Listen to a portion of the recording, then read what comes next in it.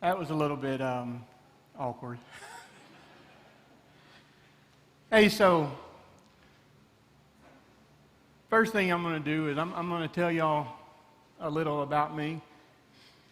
And by the end of the night, I'll probably tell you something that, well, I know you didn't know because I didn't know. And you'll probably be a little shocked as I was.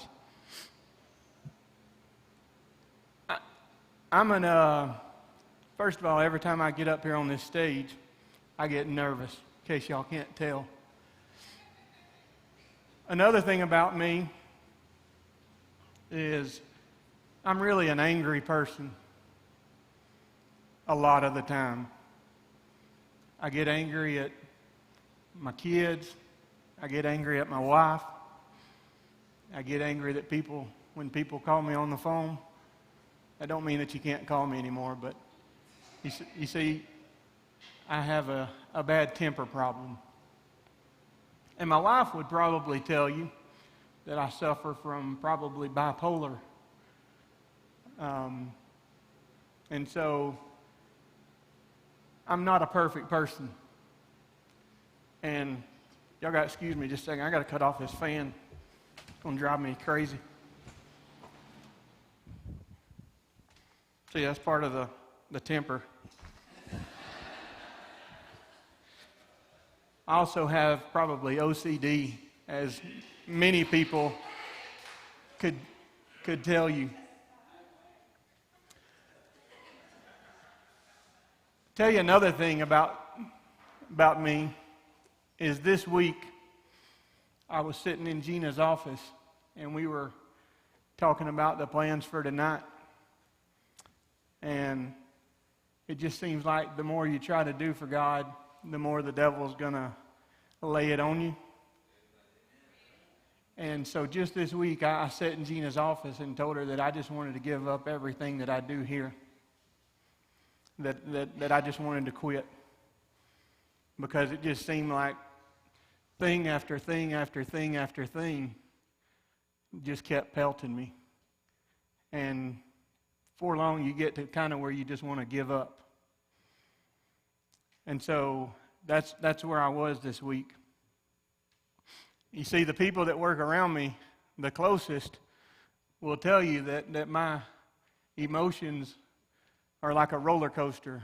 1 minute, I can be on cloud 9.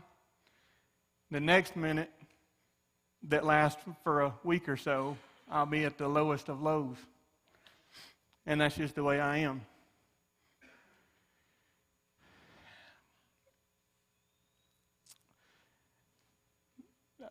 Another thing that not many people know about me is that when I was in high school, I spent a month of my life in a mental hospital. And, that was tough times. My dad had died, and so spent a whole month in a mental hospital.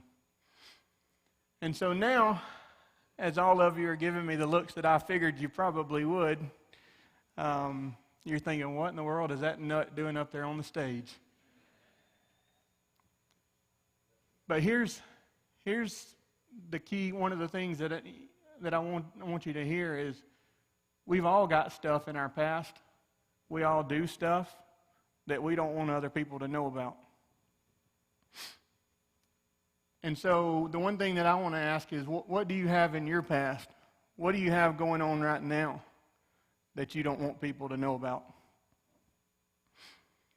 When people aren't looking, what are you doing?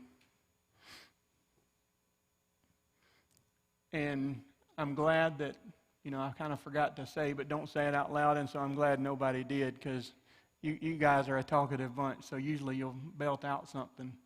So thank you for not. You see, Excel is a place that when you walk in these doors, no matter where you come from, no matter what you've done, you should feel welcome coming here.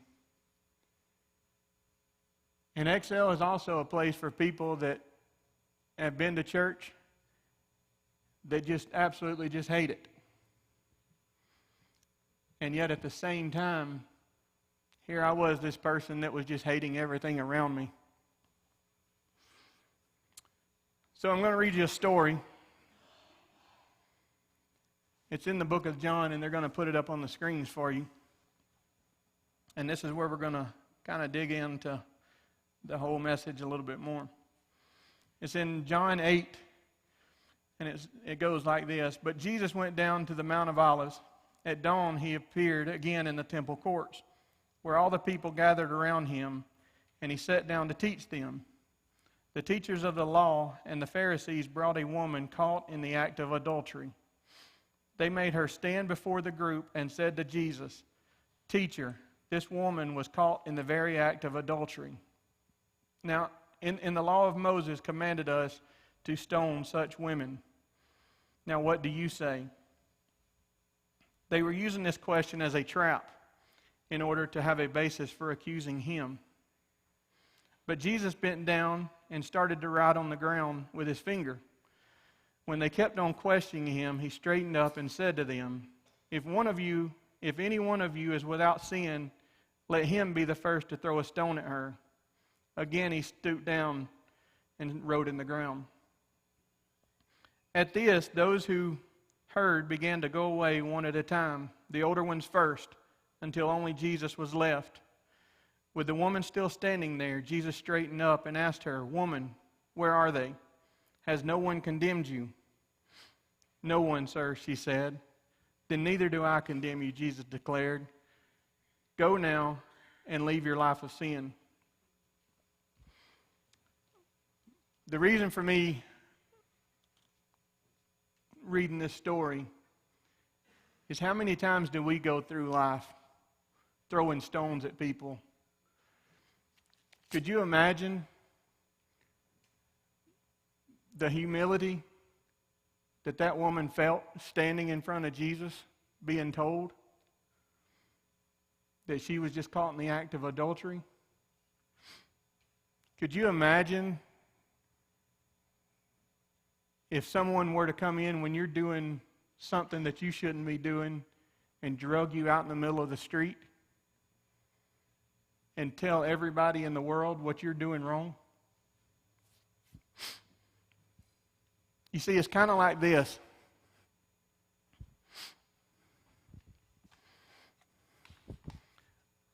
A lot of times, we start and we throw pebbles. And just little pebbles that really don't hurt you, but they just tend to aggravate you when they hit you. And so you could say, "Can you believe what she's wearing tonight?" It can go and say, "I wish this waiter would hurry up and bring me some tea. They're just sorry as crap." You know, the pebbles, after a while, if you keep getting hit with them, they're going to hurt you. Then, we tend to throw rocks at people sometimes. You ready for this one?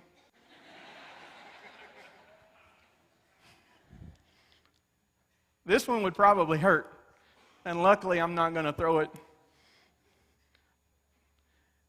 But when you start throwing rocks at people, it's when you say, "Hey, all that dude does is look at porn when he gets home. He can't even get out of the parking lot before he has to go pop a cold one." You see, over time, when you get hit with these, it starts to hurt. And then we throw boulders. And, you know, as strong as I like to think I am, I couldn't pick up any boulders. But when we start throwing the boulders, "Hey, did you hear so-and-so's having an affair? Hey, did you hear what's his name came out of the closet?"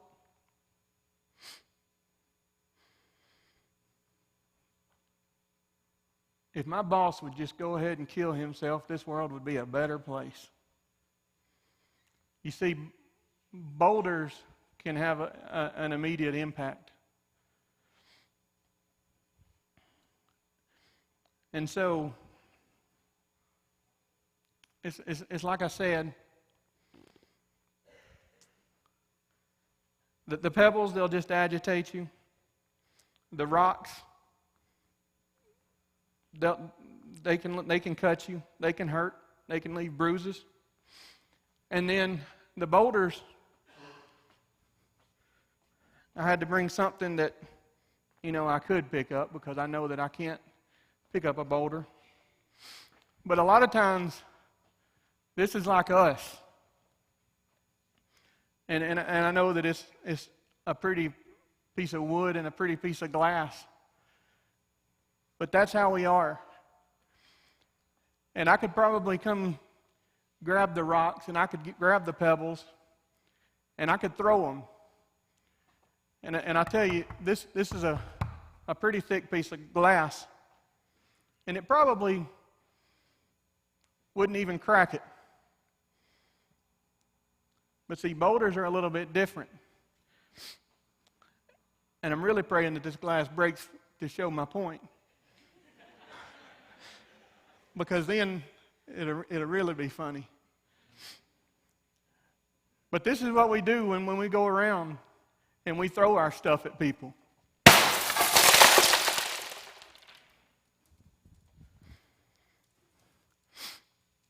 And I'll tell you, you could go through here and you could try to piece this back together. And you might could piece it back together one day, but it's always going to be cracked, and it's always going to be shattered. And that's what we do every time we pick up these rocks that you've got in your seats and we throw them at people. It's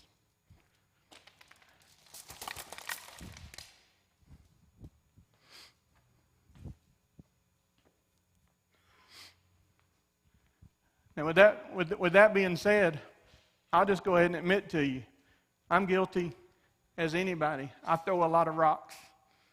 I've thrown a lot of pebbles. And in that story, it talks about Jesus bent down writing in the ground. And so, as an example, and yes, Jared, I'm doing this on the stage.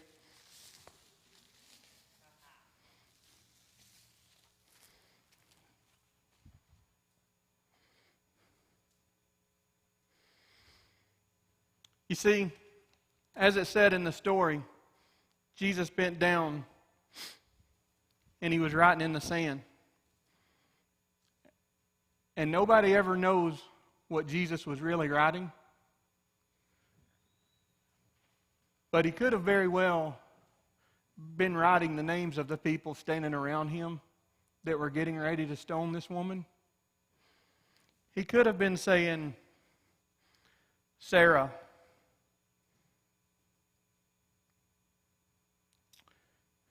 homosexual. He could have been saying, Bob, alcoholic. He could have been saying, Craig, anger all the time. You see, the cool thing about God and the difference in us is that when God shows us what we're doing wrong, when we give him the chance, that's what he does for us.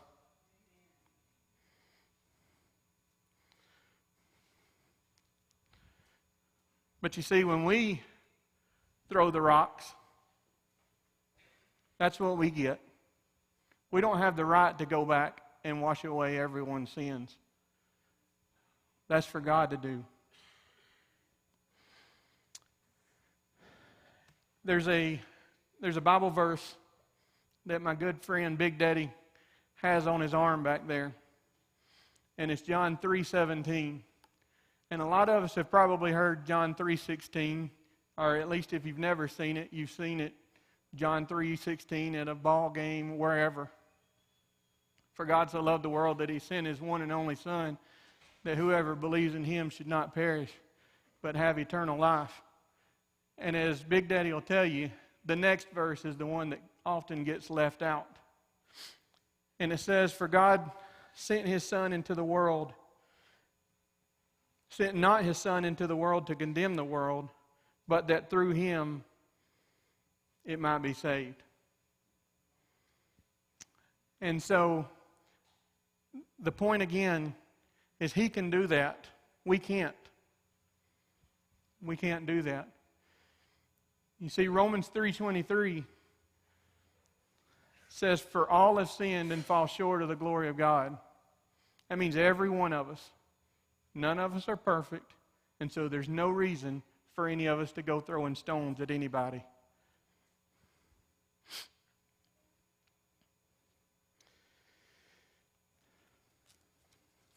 This week, I learned something about myself. Wednesday night, I went to a concert in Cartersville, and I'm sitting there listening to the band. I went with my friends Bill and Dana. And the whole time the concert's going on, I keep thinking about me staying angry all the time, about my relationship with my wife, about my relationship with my kids. Just this week, another pastor, I was on the phone with him, and he made me mad, and so I hung up on him. And so I started thinking about all the issues that I'm having. And so I realized something. That all this time that I'm sitting here throwing stones at everybody, and the damage that I'm probably inflicting on people, that I wasn't following God. And just to be completely honest, I realized this week that I wasn't even saved.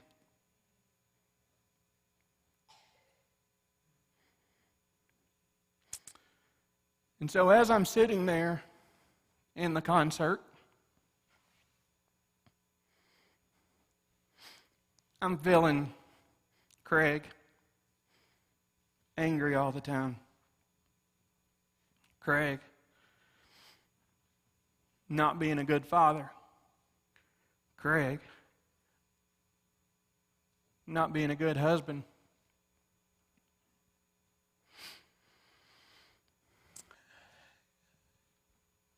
And so, after the concert, during the concert, on the last song, I get a phone call. It's 11 o'clock at night, and it's Jared. And he's supposed to be out hurting with his hip and everything else. And so I waited, and he said, I'll be up about 30 more minutes. I'm just checking to see how you're doing tonight. So after that last song, I don't even know if I said bye to Dana. I said bye to Bill, but I think that's all I said. And I was out the door. You see, I knew that I had to do something in that car on the way home. And for the first time in my life, I gave my life to Christ.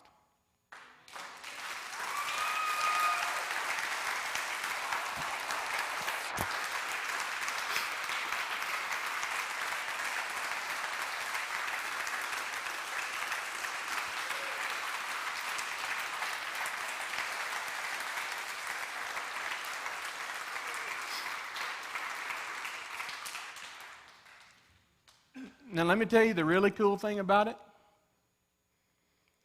is the moment I did that, on the way home, all that I'd been feeling,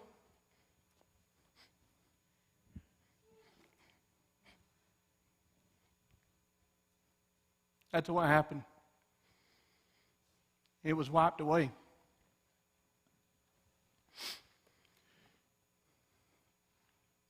The band's going to go ahead and come back up. And it just so happens that the next song that they're going to play was a song that the band that I went to watch Wednesday night. And the name of that song is By Your Side. And it's a band, it's a Christian band. And they're an up-and-coming band. And the name of the song is, like I said, it's By Your Side by 10th Avenue North. And so what I did also when I did that is I took the stones and the pebbles that I was throwing at people, and I turned them over to God.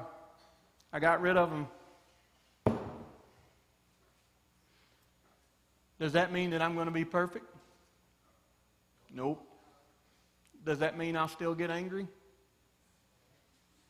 Does that mean I still not be the best husband? Probably. But the thing that I can realize now is that I've been forgiven for it, for everything that I've done. So what I'm going to do is, while they're playing this song, Bill's going to keep the lights up so you can see. But I've got 3 tables set up. I've got one here, and one here. And what I would ask for you to do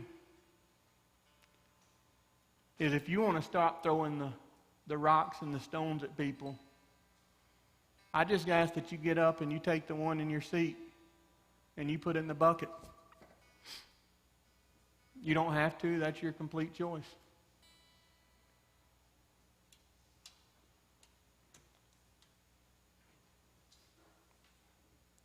And then I'll come back in a few minutes and close it out.